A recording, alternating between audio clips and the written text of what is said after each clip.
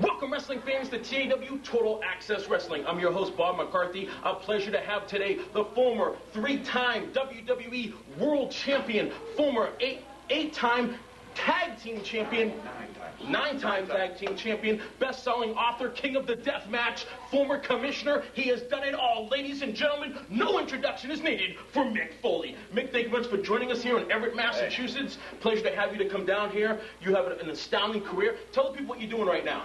I've got my hands in my pockets, and I'm listening to you mouth off a little bit. Tell me about my accolades, and I got to tell you the truth, you did a pretty good job. A nice little rundown. I don't have a whole lot to add to it, except for the fact that we're here to raise money for a good cause, right? We got the DARE and the Everett High School Scholarship Fund. So I got a call. It's been a long time since I've been in the ring, and I decided, hey, why not come down and drive 6 hours on a miserable rainy day and then 6 hours a miserable rainy night back. So I'm hoping that after it's all said and done, and I've got the quilted flannel on, so it may generate a little more heat than I'm used to. I'm hoping that I'm not a sweaty slob when I walk out of the Everett High School gym. All right. Well, you know, one of the things that we talked about, Massachusetts, you like this a lot, New England, and it says in your books, have a nice day and Foley is good. You like Santa's Village when you come down here with your kids. And let's talk about Worcester Central, where you became the WWE World Champion. Santa's Village thing, it's just a rumor, so there's no need for any of you to go to Santa's Village just to see me. Like, people camp out there like they think you're going to see me on my yearly trip. And yeah, it is. That is one of my favorite places. The Worcester Centrum holds a special place in my heart for a couple of reasons. One, it was where I won the WWF Championship, now the WWE Championship in The Rock the first time. It was also where the Rock and Sock connection formed. And I think there's another special reason. I can't quite think of it. But Andy from the Kowloon, the world-famous Kowloon, he procured for me two ringside seats from the Worcester Centrum, and as foolish as a gesture as I thought it was at the time, I ended up writing my newest book on those seats, and that book will be out July 8th. All right. Can you tell us a little about your book? Oh, sure, yeah. It's a sensitive coming-of-age story that also involves deviant sex and graphic violence for the guys out there. So we got the sensitive stuff for the girls, the weird stuff for the guys. I think it's got bestseller written all over it. All right. Can I do my Mick Foley impersonation, my mankind? I'd rather you. Okay. No, go ahead. Let me all right. Jimmy, I don't know how many times, how many chair shots I have to take, how many bones I gotta break. Gotta get out of here. All right. Keep going, though. It's very good. I don't know, Jimmy.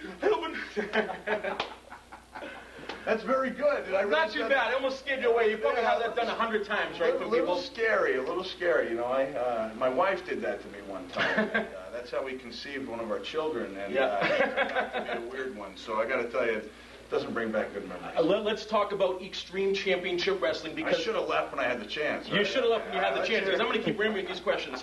If anybody asks me about this business, they'll ask me about certain matches or interviews. If somebody asks me about interviews, there's nothing that could top what I've seen with Extreme Championship Wrestling when you turned on Tommy Dreamer. I have those tapes, and I watched them over and over, and there's no other performer I've seen in my 20 years of watching wrestling that could catapult the intensity, the feelings, the energy, and probably the greatest promos ever produced. And you wrote about it in your book, and when you wrote it word for word, I remember those words, because it was in 95, you just turned on Tommy Dreamer for Raven, and I'm also a performer myself. Where came you took it from the inner self, right? No, really, I did it like the United States President does. I had people write it for me, and I had teleprompters in front of me when I... No, it really was from the heart. I was kind of upset with the fans for real, for something they did. And a lot of times in wrestling, if you take a real feeling and kind of exaggerate it, not only does it come across well on television, but it's also a nice form of therapy. So once I got all that stuff out of my system, I was really a peaceful guy. The problem now is I don't have anything bothering me, so I couldn't give one of those good promos if my life depended on it. Brother! I see it's not there anymore. I can't do it.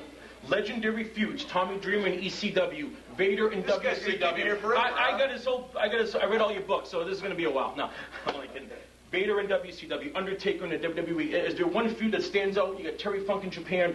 In all these major promotions, you've carved your name and had legendary feuds with different people, and it makes it such a long career. Is there any one specific match you think about? You said Shawn Michaels at Mind Games was one of your favorites. That was one of my favorites, but that stuff that's all been said before, I want to give you guys a scoop. Yes. One of my favorite unheralded matchups, not necessarily a match, but the whole rivalry, was the Al Snow, after I found out that it was Al who had thrown my book out in the garbage and not The Rock.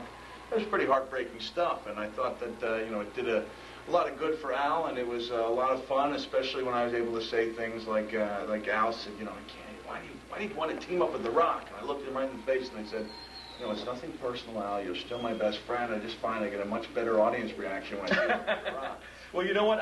I did the first ever Tough Enough, and I got some pretty lean comments from Al Snow. So to make me feel better, can you tell me some good Al Snow jokes? Sure. I'll stick with some on the way home from New York. Let me see. How many Al Snow fans did it take to screw in a light bulb? I don't know. How many? That's a trick question. There are no such thing as... And what was the one about the Constitution? Up in Philadelphia, where they got it way in the back. Oh, yeah. Al Snow. I went to the one of the museums in Philadelphia. I don't remember which one. But it was one where they had the Constitution.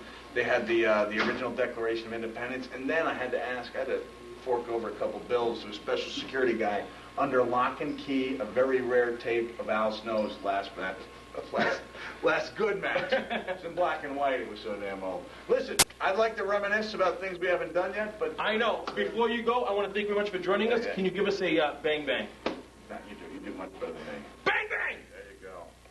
All right, ladies and gentlemen, the one and only legend, Mick Foley.